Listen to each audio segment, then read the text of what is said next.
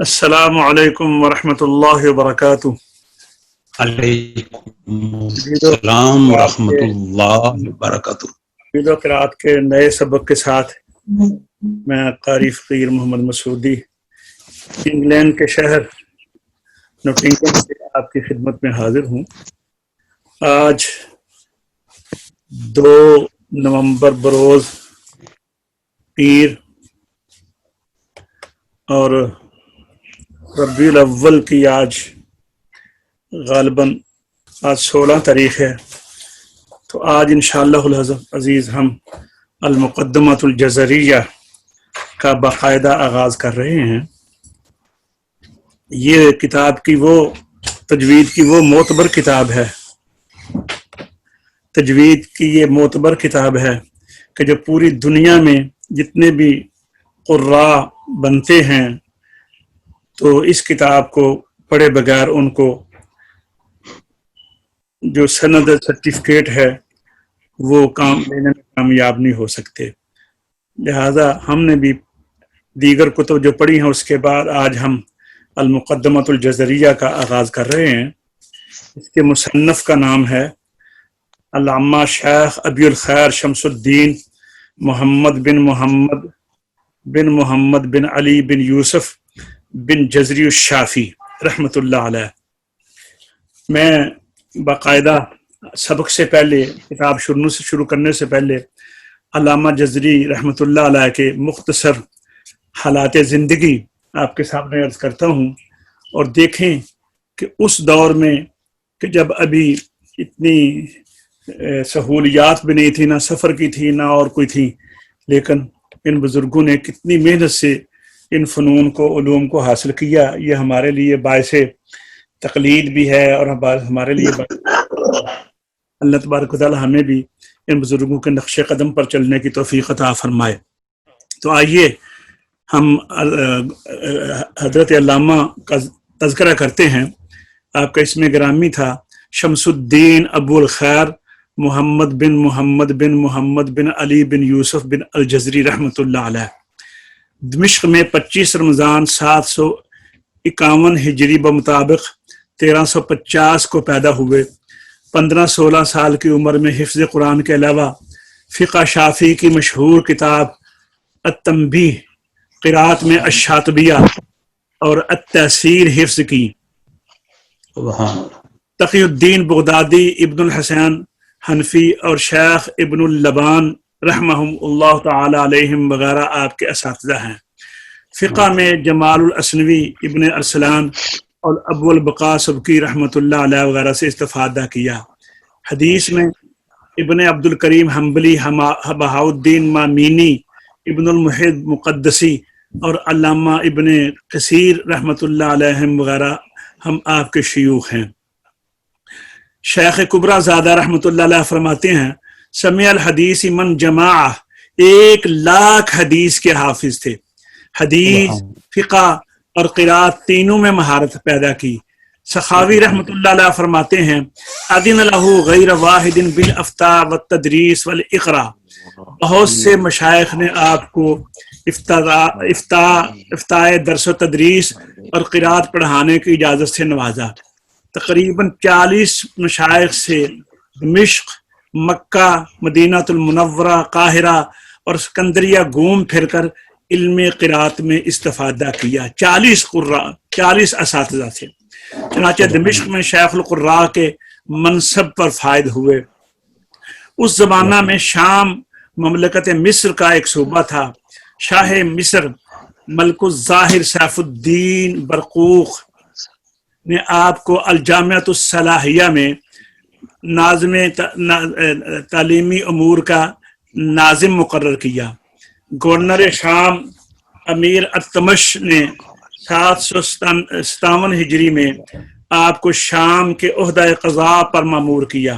قاضی القضاء تھے، لیکن امور قضاء کے بعض اہم واقعات میں آپ کو حکومت سے اختلاف ہوا، حاسدوں کی ریشہ دوانیوں سے، اور مرکزی حکومت نے سخت گیری اور ناروا سلوک کیا۔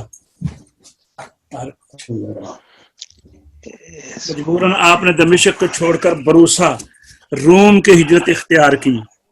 شاہ روم بایزید بن عثمان، جس نے علامہ جزری رحمۃ اللہ علیہ کا شہرہ پہلے ہی سنا تھا، آپ سے بڑی تعظیم و تکریم سے پیش آئے، بروسا میں مستقل قیام کی درخواست کی، جس کو آپ نے منظور فرمایا۔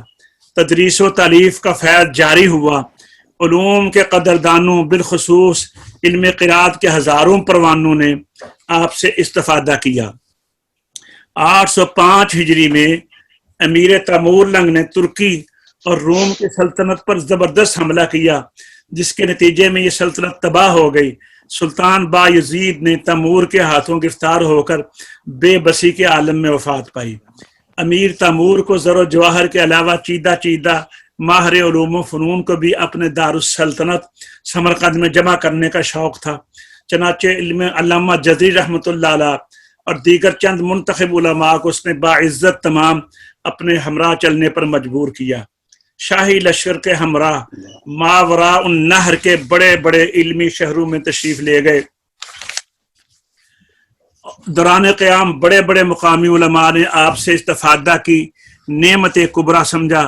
وجہ یہ تھی کہ آپ کی تصانیف پہلے ہی علماء کے ہاتھوں میں آپ سے پہلے ہی پہنچ چکی تھی۔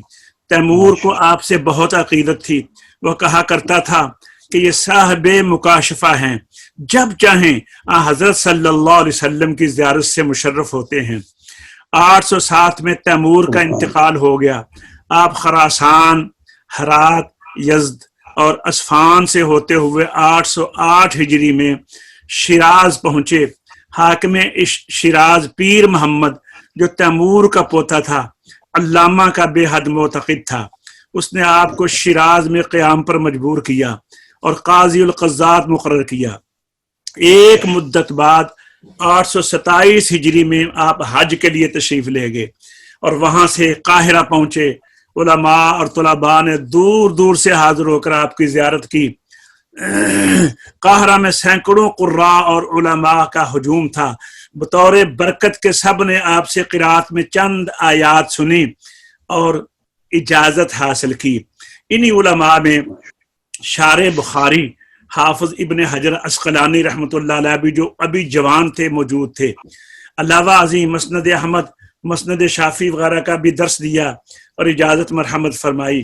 شیراز واپس تشریف لا کر ایک بہت بڑا مدرسہ دارالقرآن قائم فرمایا۔ سبحان اللہ۔ واضح رہے کہ دمشق میں بھی آپ ایک درسگاہ اسی نام سے قائم فرما چکے تھے۔ علم قرات میں آپ کے دور سے لے کر آج تک کوئی آپ کا ہمسر نہیں ہوا۔ حافظ ابن حجر عسقلانی رحمۃ اللہ علیہ فرماتے ہیں، انتہت الیہ ریاست علم القرات فی الممالک، دنیا میں علم قرات کی ریاست آپ پر منتہی ہوئی ہے۔ علامہ شوکانی رحمۃ اللہ علیہ فرماتے ہیں، قد تفرد بعلم القرات فی جمیع الدنیا، آپ علم قرات میں ساری دنیا میں منفرد تھے۔ علامہ سیوطی فرماتے ہیں، لا نظیر رہو فی القرات فی الدنیا فی زمان حافظہ للحدیث، آپ کے زمانہ میں دنیا میں علم قرات میں آپ کی کوئی نظیر نہیں تھی، آپ حافظ الحدیث تھے۔ حضرت مولانا عبدالحی فرنگی رحمۃ اللہ علیہ فرماتے ہیں، وَعَز مجدد الدین صدی ہشتم زین الدین عراقی و شمس الدین جزری و سراج الدین بلقینی، 8ویں صدی کے مجدد دین میں زین الدین عراقی، شمس الدین جزری اور سراج الدین بلقینی رحمۃ اللہ علیہ تھے۔ علامہ نے مختلف فنون پر قریباً 45 کتابیں تصنیف کی، جن میں النشر، تقریب النشر، الدرہ، منجد المقرئین، المقدمۃ الجزریہ جو ابھی ہم آج شروع کریں گے، تحبیر التسیر، طبقات القراء، التمہید، الطیبہ اور حسن حسین مشہور ہیں۔ 82 سال کی عمر میں 5 ربیع الاول 833 ہجری کے مطابق 1429 میں وفات پائی اور مدرسہ دارالقراء شیراز میں سپرد خاک ہوئے۔ سق اللہ سراہ رحمہ وادخلہ الجنۃ مع الابرار، ربنا تقبل منا انک انت السمیع العلیم۔ تو حضرات آئیے مقدمۃ الجزریہ کا آغاز کرتے ہیں۔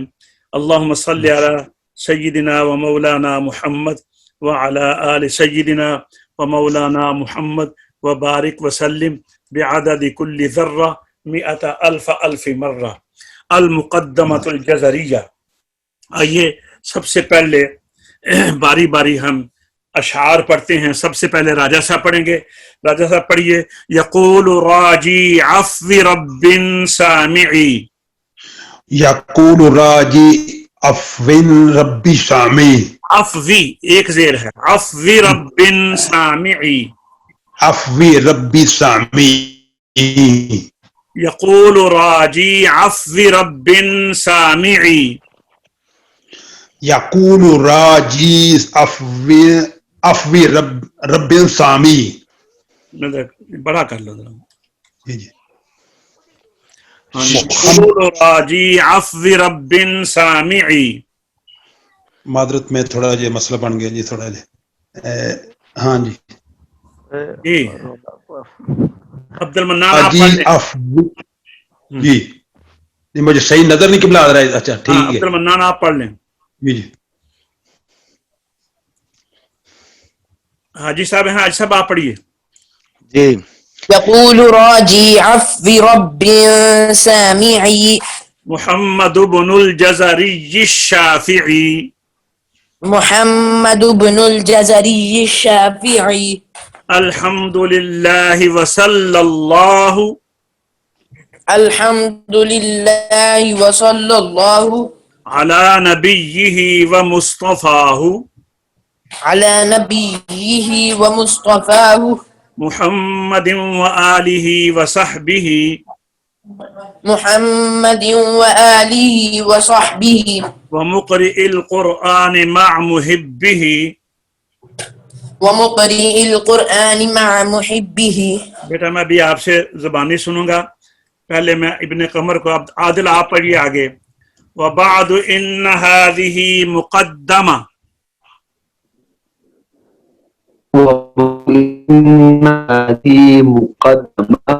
फ़ीमा अला क़ारिइही अन यअलम।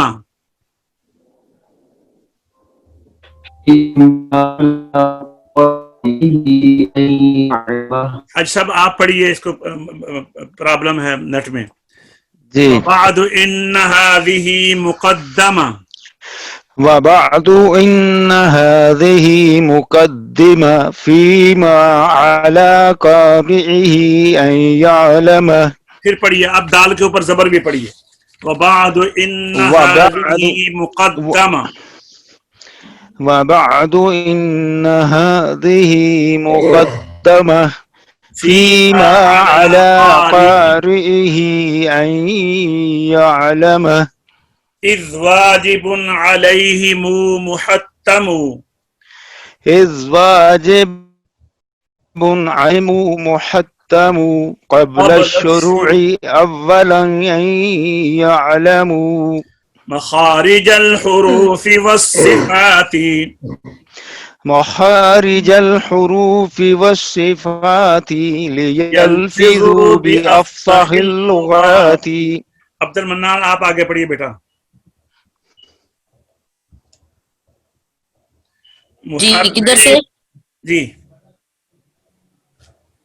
मुहर्रिर तजवीद वल मवाक़िफ़ी मुहर्रिर तजवीद वल मवाक़िफ़ी वमल्लज़ी रुस्सिम फ़िल मसाहिफ़ी वमल्लज़ी रुस्सिम फ़िल मसाहिफ़ी मिन कुल्लि मक़तूइन व मौसूलिन बिहा मिन कुल्लि मक़तूइन व मरसूलिन बिहा वताइ उन्सा लम तकुन तुक्तब बिहा वताइ उन्सा लम तकुन तुक्तब बिहा। आपने ये ज़बानी याद किया है? जी जी की में। अच्छा चलो मैं सुनता हूँ आपका। आज हम इंशाअल्लाह 5 अशार का तर्जुमा पढ़ेंगे और ये सबसे पहले हम आगाज करते हैं। यक़ूलु राजी अफ़्वी रब्बिन सामिई। पहले लफ्जी तर्जुमा देखिए। यक़ूलु का माना है कहता है, राजी का माना है उम्मीदवार, ख्वाहिशमंद, खास्तगार। कुछ भी आप कर सकते हैं। अफवी का माना है मुआफी। रब्बिन परवरदिगार, हमारे रब, अपने परवरदिगार की बात कर रहे हैं। सामई, हमारे परवरदिगार की वो सिफ्त है कि आप सुनने वाले हैं, हर जगह से हर वक्त अल्लाह सुब्हानहू व तआला सुनने वाला है, ये उसकी अजीम शान सिफ्त है। और मुहम्मद मुसन्नफ ने अपना नाम लिखा है इब्नुल जज़री, जो जज़री का बेटा, इब्न बिन का माना है बेटा, जज़री का माना है ये उनके वालिद का नाम है, शाफी उनके मसलक का नाम है। तो अब हम इसका तर्जुमा इस तरह करेंगे। सबसे पहले हम जो यक़ूलु राजी आफी रब्बिन सामिई है ना, सबसे पहले इसका तर्जुमा करेंगे। सुनने वाले परवरदिगार की मुआफी का तलबगार कहता है, अर्ज करता है। सुनने वाले रब से मुआफी का तलबगार अर्ज करता है। सुनने वाले, देखे, सुनने वाले रब से, सामी का माना है सुनने वाला, रब से परवरदिगार, रब्बिन से सुनने वाले रब से, अफविन मुआफी का, राजी तलबगार, यकूलु कहता है, अर्ज करता है। फिर वो कौन है? वो मोहम्मद है जो जज़री का बेटा है और शाफीउल मसलक है। ये पूरा नाम इनका है, जैसे कि मैंने अभी आपको बताया है, मोहम्मद बिन जज़री अश-शाफ़िई। सुभान अल्लाह। ये शाफीउल मज़हब थे और इमाम शाफी जो हमारे 4 इमाम गुजरे हैं उनमें से एक इमाम जो हैं इमाम अरबा में इमाम शाफी रहमतुल्लाह अलैह थे। उनका मुकम्मल नाम है इमाम मोहम्मद बिन इदरीस बिन अब्बास बिन उस्मान बिन शाफी। मशहूर इमाम हैं। 150 हिजरी में पैदा हुए और 204 हिजरी में आपका इंतकाल हुआ। तो ये मोहम्मद बिन जज़री मसलकन शाफी थे। आइए अब आगे चलते हैं। अगला शेर, अल्हम्दुलिल्लाहि व सल्लल्लाहु। अल्हम्दु, अल का माना है तमाम, आम को खास कर देते हैं ना, तमाम तारीफें। अल्हम्दु का माना है तमाम तारीफें, लिल्लाही अल्लाह के लिए हैं। लिए जो पहला लाम है इसका माना है लिए, अल्लाह के लिए हैं, तमाम तारीफें अल्लाह के लिए हैं। वाव मैंने और, सल्ला, सल्ला का माना है रहमत नाज़िल फरमाए, सल्ला रहमत नाज़िल फरमाए। सुभान अल्लाह। तो अल्लाह तबारक व तआला की बारगाह में उसकी तारीफ कर, पहले तारीफ की है हजरत इमाम ने, कहा है तमाम तारीफें अल्लाह के लिए हैं। अल्लाह की तारीफ करने के बाद फिर अर्ज किया कि रहमत नाज़िल फरमाए अल्लाह तबारक व तआला, कहाँ, किसके ऊपर? अला नबीही, अला नबीही, अपने नबी पर। अला मैंने पर, नबी मैंने अपने नबी, व मुस्तफ़ाहू अपने पसंदीदा चुने हुए पसंदीदा पैगंबर। ये याद रखिए, मुस्तफ़ाहू इसका मादा है सफ़ुन से लिया गया है, जिसके मानी है पसंदीदा, खास। इसका मतलब ये है, जैसे कुरान पाक में भी है, अल्लाह तबारक व तआला ने इस लफ्ज़ को इस्तेमाल किया है, अल्लाहु यस्तफ़ी मिनल मलाइकति रुसूला। ये कौन छेड़छाड़ कर रहा है बेटा? ये बंद करो अब्दुल रहमान। अच्छा, अल्लाहु यस्तफ़ी मिनल मलाइका, अल्लाह ने हुजूर को किस तरह चुना? हदीस पाक में है कि हजरत सल्लल्लाहु अलैहि वसल्लम ने इरशाद फरमाया, हुजूर ने खुद इरशाद फरमाया, अल्लाह ताला ने औलाद आदम में कबीला कनाना को और कनाना से कुरैश को और कुरैश से बनी हाशिम को और बनी हाशिम से मुझे मुंतखब फरमाया। इरशाद फरमाया सबसे पहले हजरत आदम अलैहिस्सलाम की औलाद क़यामत तक, आदम से लेकर क़यामत तक जितनी भी औलाद हुई है उसमें से जो कबीला कनाना है اس کو اللہ نے منتخب فرمایا. اور قبیلہ کنانہ کے جتنے منتخب تھے، جتنے بھی تھے آگے شاخیں تھی، اس میں سے قریش کو اللہ تبارک و تعالیٰ نے پسند فرمایا، چنا. اور قریش کے اندر جتنے بھی تھے، بنی ہاشم تھے، بنی امیہ تھے وغیرہ، تو ان میں سے اللہ تبارک و تعالیٰ نے بنی ہاشم کو منتخب فرمایا. اور بنی ہاشم سے اللہ تبارک و تعالیٰ نے جناب محمد الرسول اللہ صلی اللہ علیہ وسلم کو منتخب فرمایا. تو حضور کو کس طرح اللہ نے چنا ہے کہ پوری کائنات میں جتنی بھی اولاد آدم ہے، پہلی بات تو یہ ہے کہ کائنات میں جتنی بھی مخلوقات ہیں، سب مخلوقات میں سے جو شرف ہیں، اشرف ہیں، بہتر ہیں، وہ آدم کی اولاد آدم ہیں، انسان ہیں. اور انسانوں میں سے جو بہتر قبیلہ ہے وہ بنی کنانہ ہے. اور قبیلوں میں سے آگے بنی قریش سب سے بہتر ہے، اور قریش میں سے بنی ہاشم سب سے بہتر ہے، اور بنی ہاشم میں سے سب سے بہتر ہیں جو محمد الرسول اللہ، میرے اور آپ کے آقا، فدا کا امی و ابی یا رسول اللہ صلی اللہ علیہ وسلم. اللہ تبارک و تعالیٰ نے آپ کو منتخب فرمایا، اور ساتھ ہی پھر آپ کی شان میں ساری کائنات کو پابند فرما دیا.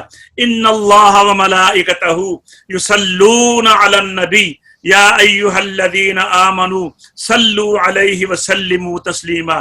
اللہ تبارک و تعالیٰ بھی اور اس کے فرشتے بھی اپنے نبی پر رحمتیں بھیجتے ہیں، درود بھیجتے ہیں. اے ایمان والو، تم بھی اپنے نبی پر درود بھیجو. تو اسی کی اتباع کرتے ہوئے حضرت شیخ نے عرض کیا، الحمدللہ، یا اللہ ساری تعریفیں، تمام تعریفیں اللہ کے لیے ہیں، اور تو رحمت نازل فرما. اللہ تو رحمت نازل فرما اپنے چنے ہوئے نبی پر، اپنے نبی پر، اپنے پسندیدہ نبی پر. یا اللہ تو رحمتیں نازل فرما. اور وہ ارشاد فرمایا وہ کون ہیں؟ سبحان اللہ. ارشاد فرمایا ان کا نام نامی اسم گرامی ہے محمد. اللہ اکبر. محمد صلی اللہ علیہ وسلم. اور یہ بھی یاد رکھیں کہ جب بھی نبی کریم صلی اللہ علیہ وسلم کا اس میں گرامی آئے تو سب لوگوں کو حضور کے اوپر، پیارے آقا کے اوپر سب کو درود و سلام پڑھنا چاہیے. اور اس کے متعلق بزرگ فرماتے ہیں کہ حضور صلی اللہ علیہ وسلم پر عمر بھر میں کم از کم ایک مرتبہ درود بھیجنا فرض ہے. اور بعض بقول بزرگوں کے جس مجلس میں آپ کا ذکر شریف بار بار ہو وہاں پر کم از کم ایک مرتبہ درود بھیجنا ضروری ہے. اور بعض کے نزدیک کہ جتنی مرتبہ بھی حضور کا نام نامی اس میں گرامی آئے، ہر مرتبہ پیارے آقا علیہ الصلوۃ والتسلیم پر درود بھیجنا جو ہے وہ واجب ہے. اللہ اکبر. تو یہ بڑی خوش نصیبی ہوتی ہے کہ جب بھی حضور علیہ الصلوۃ والتسلیم کا نام نامی آئے تو درود شریف بھیجنا چاہیے. یاد رکھو کتنی شان ہے آپ کی کہ آسمان سے ملائکہ ہر روز 70,000 شام کو آتے ہیں، 70,000 صبح کو حاضر ہوتے ہیں، اور جو ایک مرتبہ آ گیا تا قیامت پھر اس کی باری نہیں آئے گی. تو وہ آ کر حضور کی بارگاہ میں درود پیش کرتے ہیں. اور ہمیں تو ہر وقت موقع مل سکتا ہے کہ جب بھی حضور کا اسم گرامی آئے، بلکہ ہمیں زیادہ سے زیادہ جتنا بھی فارغ وقت ہے اس میں درود شریف کا ورد کرنا چاہیے. اس کے اندر بڑی رحمتیں ہیں. اللہ تبارک و تعالیٰ نے قرآن میں بھی ارشاد فرمایا ہے هو الذی یصلی علیکم وملائکتہ. اور دوسری جگہ ارشاد فرمایا اولئک علیہم صلوات من ربہم ورحمہ. تیسری جگہ ارشاد فرمایا خذ من اموالہم صدقۃ تطہرہم وتزکیہم. یہ حضور علیہ الصلوۃ والتسلیم کا ارشاد کو اللہ تبارک و تعالیٰ ارشاد فرما رہا ہے.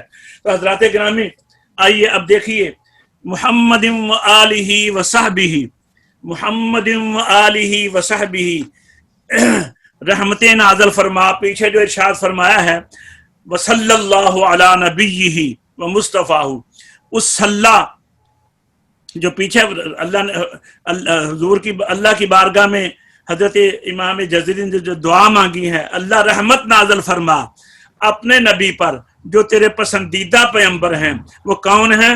محمد صلی اللہ علیہ وسلم، ان پر اور آپ کی اولاد پر، سبحان اللہ، اور آپ کے اصحاب رضوان اللہ علیہم اجمعین پر، سبحان اللہ۔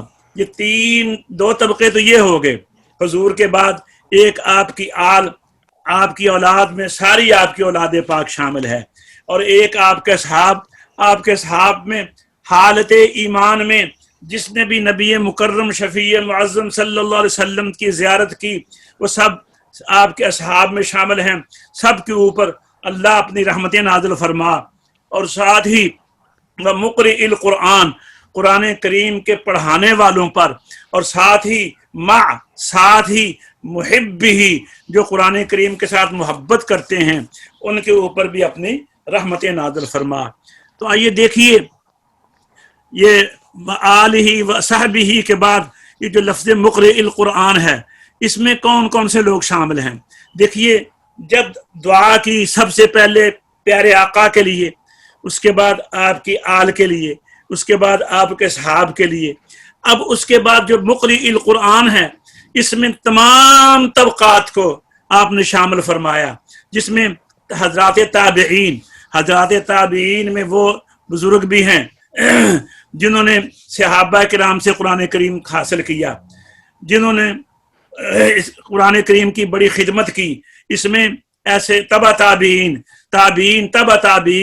ان میں ائمہ قرات بھی موجود ہیں، ایسے امام بھی موجود ہیں جن سے روایات، اختلاف روایات جن کی طرف منسوب ہیں، تو وہ سارے جتنے بھی تابعین تھے، تبع تابعین تھے، ائمہ قرات، ائمہ روایات، اور اس کے بعد تابعین، تبع تابعین کے بعد آج تک بلکہ قیامت تک کے لیے جتنے بھی قرآن کریم پڑھانے والے، قرآن کریم سکھانے والے، قرآن کریم کی تعلیم دینے والے اساتذہ جو حفظ کروا رہے ہیں، جو قرات پڑھا رہے ہیں، جو حدیث و تفسیر پڑھا رہے ہیں، جو ناظرہ پڑھا رہے ہیں، بلکہ قاعدہ پڑھا رہے ہیں، قاعدہ پڑھانے والے سب سے زیادہ، میرے نظر میں سب سے زیادہ جو قاعدہ پڑھاتے ہیں، جو آغاز کرواتے ہیں، جو قرآن کی بنیاد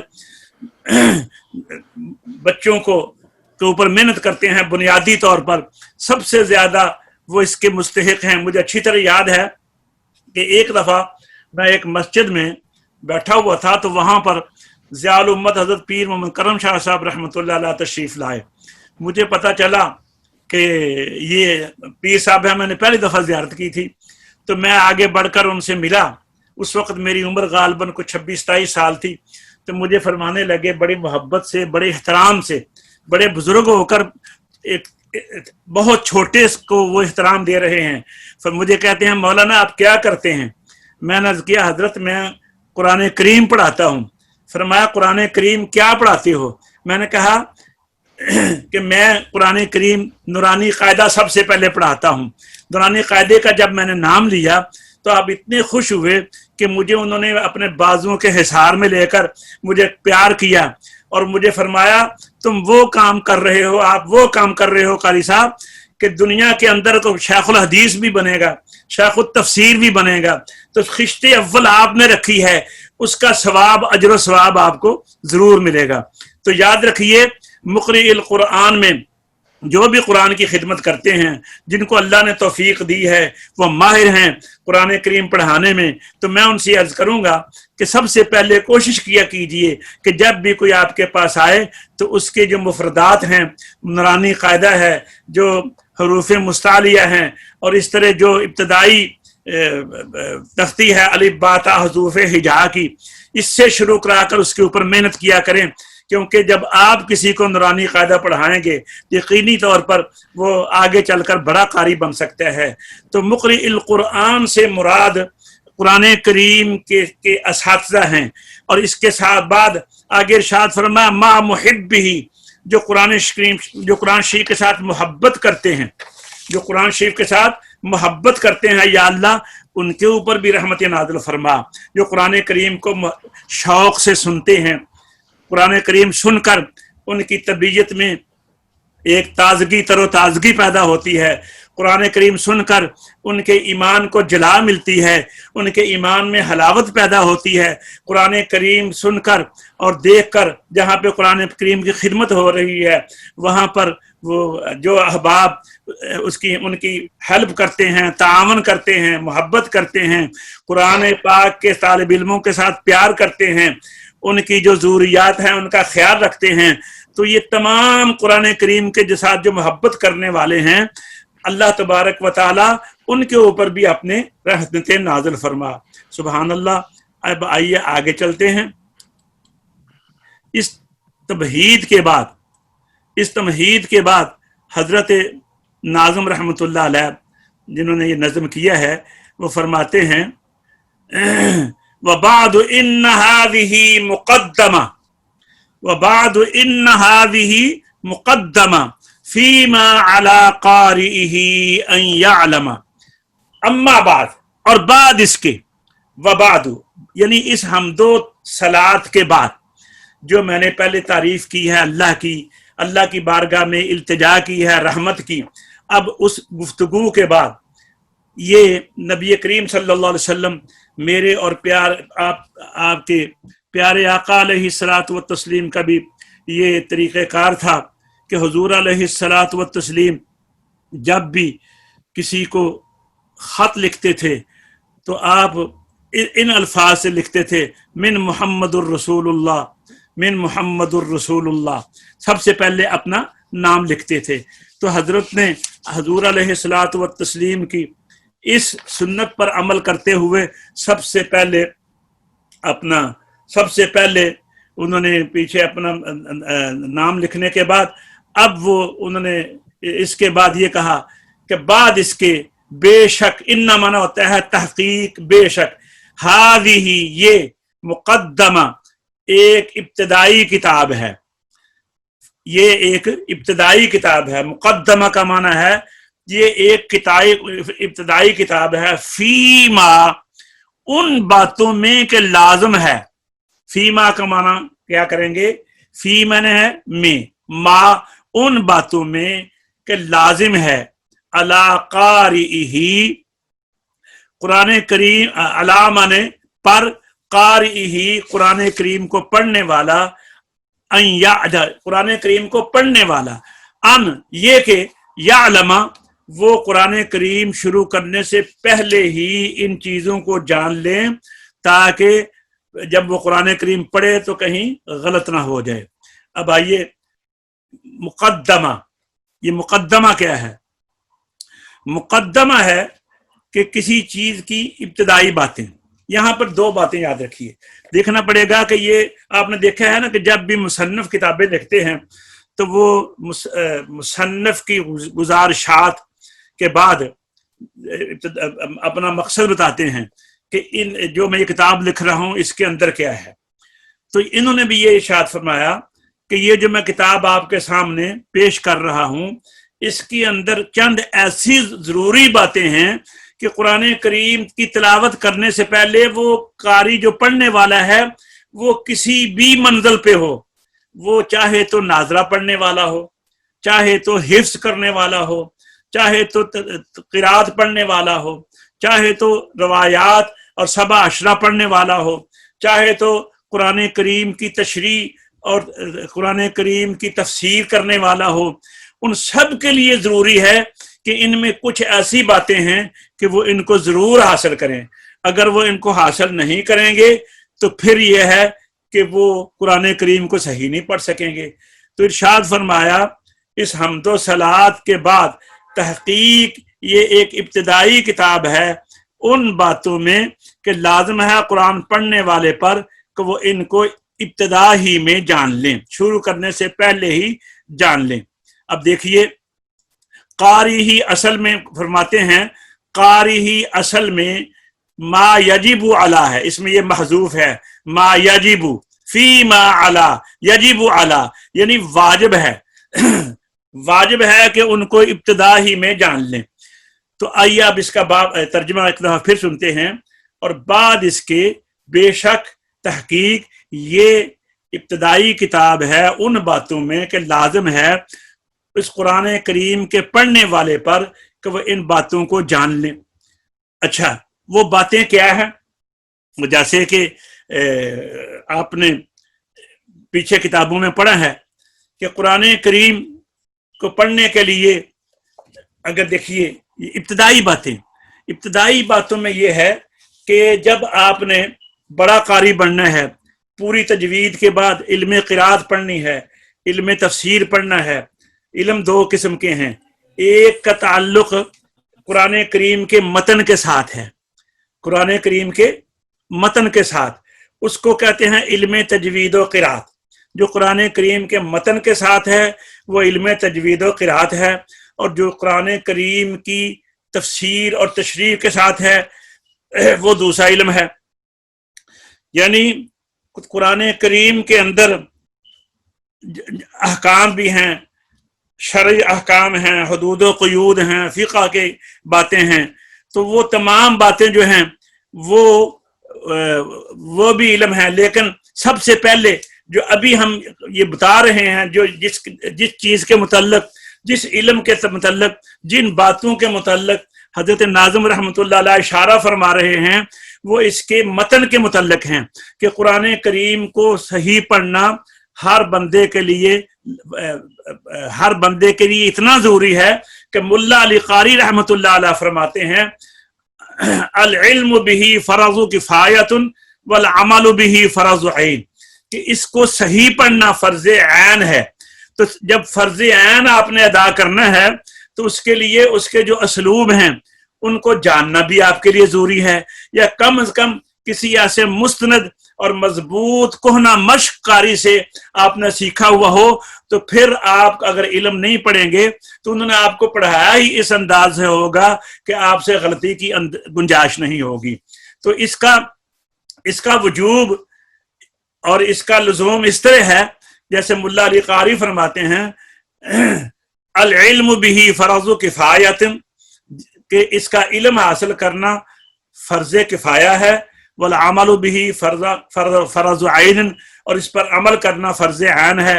اور جو فرض کفایہ ہے اس میں کیا کیا چیزیں آتی ہیں؟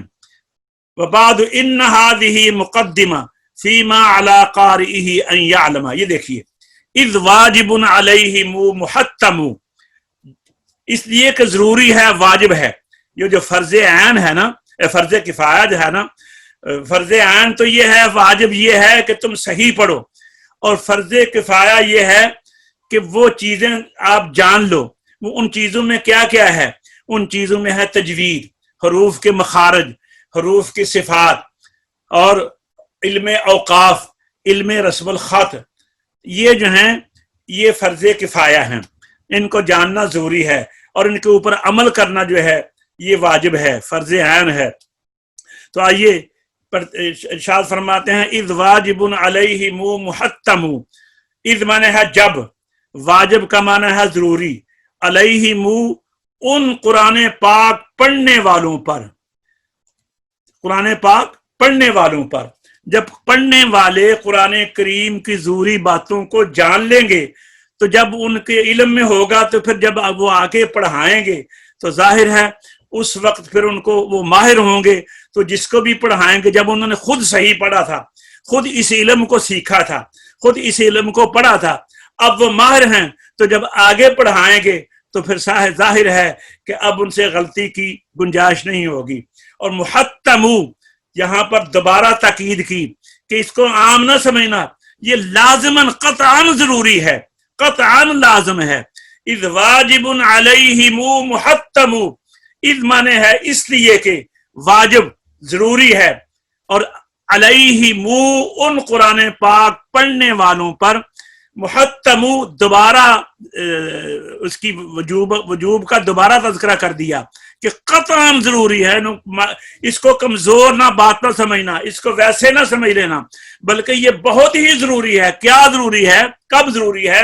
قبل الشروع، قرآن کریم کو شروع کرنے سے پہلے ہی، قرآن کریم کا آغاز کرنے سے پہلے ہی، اولاً آغاز میں ہی، ابتدا میں بھی، ان میں نے یہ کہ یعلمو جان لو، یعنی قرآن کریم شروع کرنے سے پہلے ہی آپ کو پتہ ہونا چاہیے کہ حروف کہاں سے نکلتے ہیں، حروف کی ادائیگی کا طریقہ کار کیا ہے، حروف کی جو آپس میں آوازیں ملتی ہیں ان کو کیسے جدا کرنا ہے، اور یہ کیسے معلوم ہوگا؟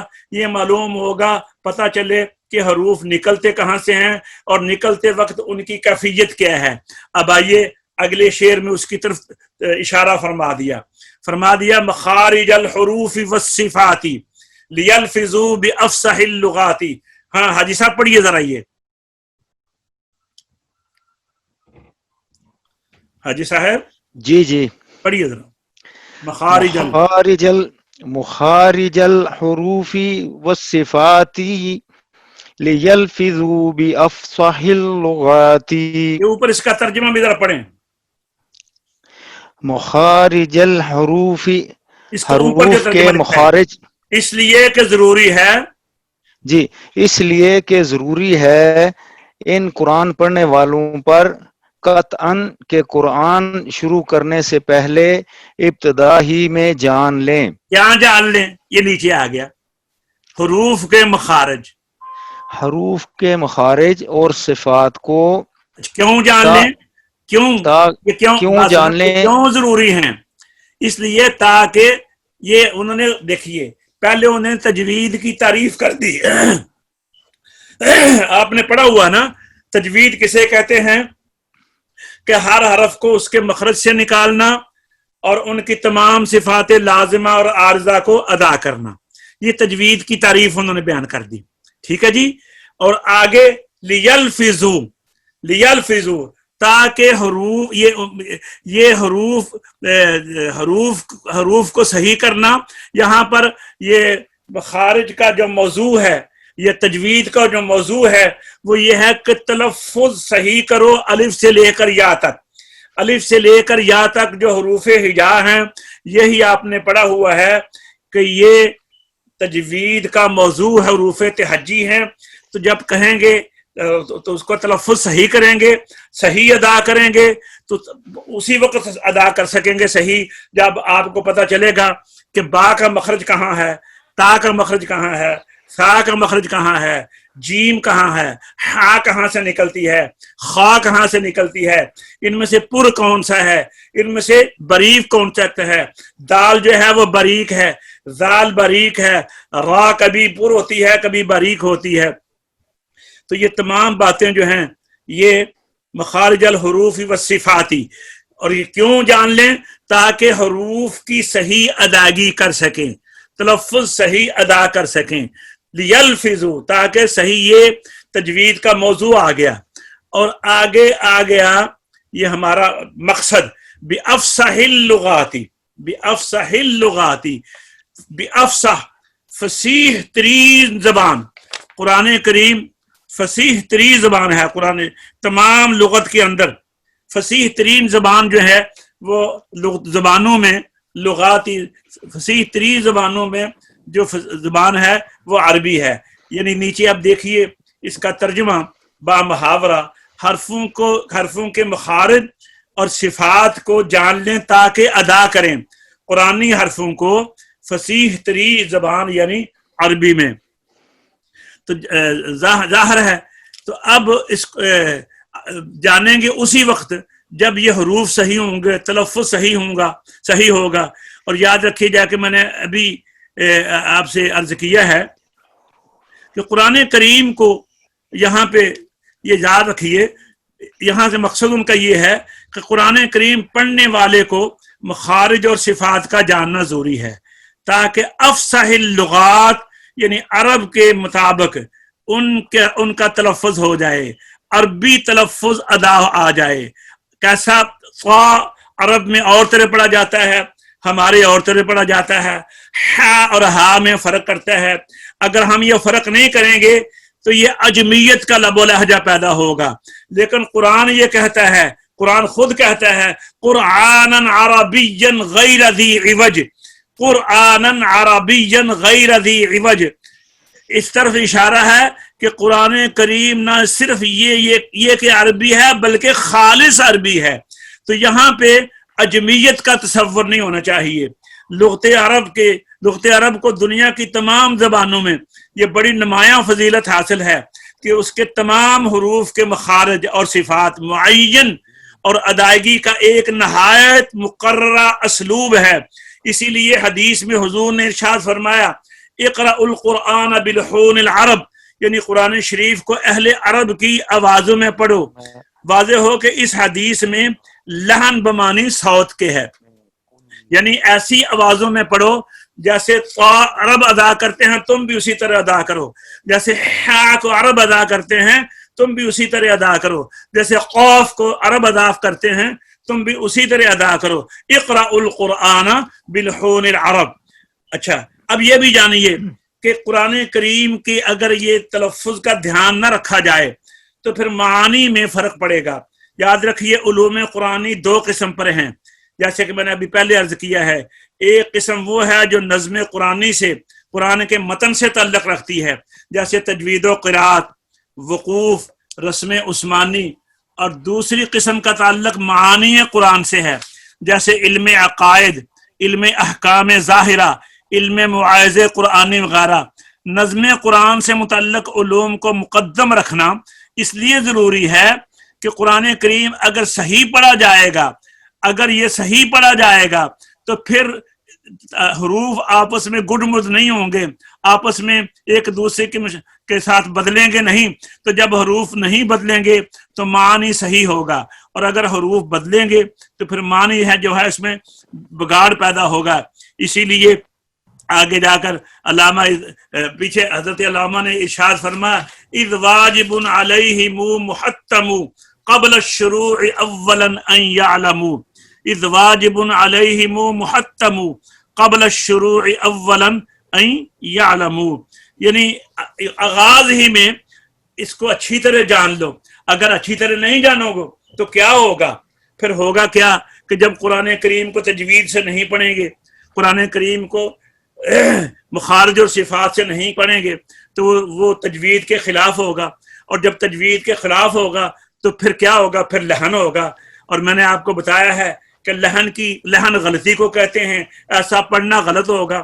اور غلطی کی دو قسمیں ہیں، ایک ہے لحن جلی، ایک ہے لحن خفی. 4 قسم کی غلطیوں کو لحن جلی میں شمار کیا جاتا ہے. میں نے آپ کو بتایا تھا 4 قسم کی غلطیاں وہ کون سی ہیں. ایک حرف کو دوسرے حرف سے بدل دینا، کسی حرف کو زائد کر دینا، زبر زیر پیش کو کھینچیں گے تو حرف زائد ہو جائے گا، کسی حرف کو کم کر دینا، اگر حروف مدہ کی مقدار کو پورا نہ کریں گے تو حروف کم ہو جائیں گے، کم حروف جو ہیں وہ ناقص ہو جائیں گے. اسی طرح حرکات و سکنات میں تبدیلی کرنا. تو یہ 4 قسم کی غلطیوں کو قراء لحن جلی میں شمار کرتے ہیں. تو اگر حروف کہ مخارج اور صفات کو نہیں جانیں گے تو یہ غلطیاں پیدا ہوں گی. اور قراء فرماتے ہیں کہ ایسی غلطی کرنا قرآن کریم میں اگر کوئی عمدن کرے گا تو کفر ہے، اور اگر بغیر جانے بوجھے کرے گا تو گناہ ہے، معنی بگڑ کر نماز ٹوٹ سکتی ہے. دوسری قسم کی غلطیاں لحن خفی ہیں. تو لحن خفی کو ادا نہ کرنا، لحن خفی کو اگر ادا نہیں کریں گے تو قرآن کریم کے حسین ہونے کے جو قاعدے مقرر ہیں ان کے خلاف یہ ہوگا، اور اس کے اندر بھی اللہ تبارک و تعالیٰ کی ناراضگی کا اندیشہ ہے. تو حضرات گرامی، آج الحمدللہ ہم نے مقدمۃ الجزری کا پہلا سبق پڑھا ہے. اللہ تبارک و تعالیٰ ہمیں توفیق عطا فرمائے. تو آئیے ایک دفعہ ذرا ان اشعار کو پھر پڑھ لیں، اور اگر کسی دوست نے یاد کیا ہے تو اس میں میں سنتا بھی ہوں.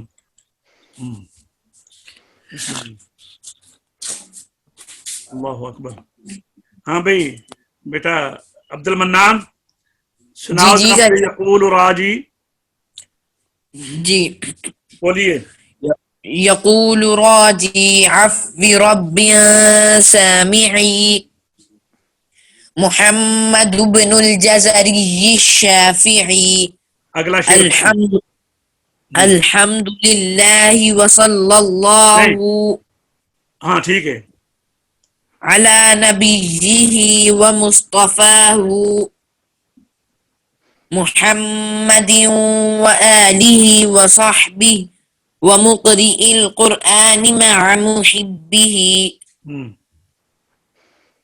آگے آگے بھی جی وبعد إن هذه مقدمة مقدمہ مقدمة دونوں طرح ٹھیک ہے فيما على قارئه أن يعلمه إذ واجب عليهم محتم قبل الشروع أولا أن يعلموا مخارج الحروف والصفات ليلفظوا بأفصح اللغات. ماشاءاللہ آپ نے بہت اچھا سنایا ہے. کل ابن قمر سے یہ سنوں گا اور آپ سے اگلے سنوں گا. یہ پڑھ لیجیے ذرا, آگے پڑھیے ذرا. محرر التجوید والمواقف محرر التجوید والمواقف وما الذي رسم في المصاحف وما الذي رسم في المصاحف من كل مقطوع وموصول بها من كل مقطوع ومرسول بها وتاء أنثى لم تكن تكتب بها وتاء أنثى لم تكن تكتب بها. آگے شعر ہے مخارج الحروف 17 مخارج الحروف 17 على الذي يختاره من اختبر على الذي يختاروه من اختبر. یہ 3 اشعار آپ نے کل میں آپ سے سنوں گا یہ ان کے ساتھ ساتھ, ٹھیک ہے. حاجی صاحب آپ کے یاد ہیں, سنائیں گے آپ بھی؟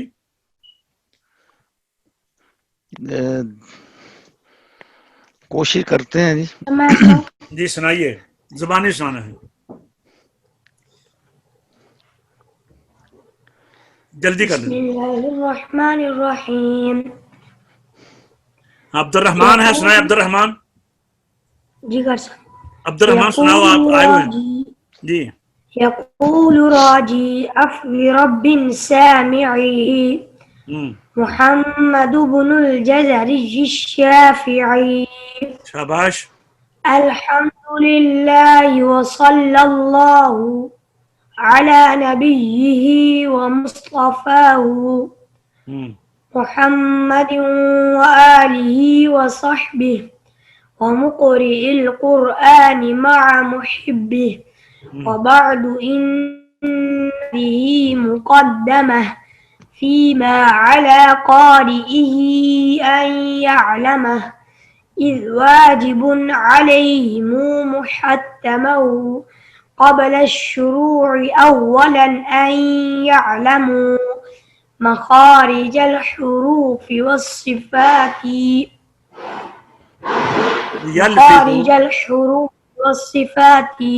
ليلفظوا بأفصح اللغات. محرر تجوید, یہ آگے یہ تین اشعار آپ نے بھی آگے یاد کرنے ہیں, ٹھیک ہے. کل میں آپ سے سنوں گا, ٹھیک ہے. الحمدللہ جی, ہمارا آج کا لیسن مکمل ہوا. اللہ تبارک و تعالیٰ کی رحمت سے, کرم سے ہم نے مقدمۃ الجزری کو آج شروع کیا ہے. اللہ تبارک و تعالیٰ اس کے صحیح پڑھنے کی, قرآن کریم کو صحیح پڑھنے کی اس کتاب کے ذریعے سے ہمیں توفیق عطا فرمائے, اور اس علم کو جو سارے علموں کا سردار ہے, اللہ تبارک و تعالیٰ اس کو سمجھنے کی اور اس علم کے لیے ہمارے سینوں کو کشادہ فرمائے. اللہ تبارک و تعالیٰ ہم سب کی حاضری کو قبول فرمائے اور ہمیں اپنے حفظ و امان میں رکھے. السلام علیکم ورحمۃ اللہ وبرکاتہ.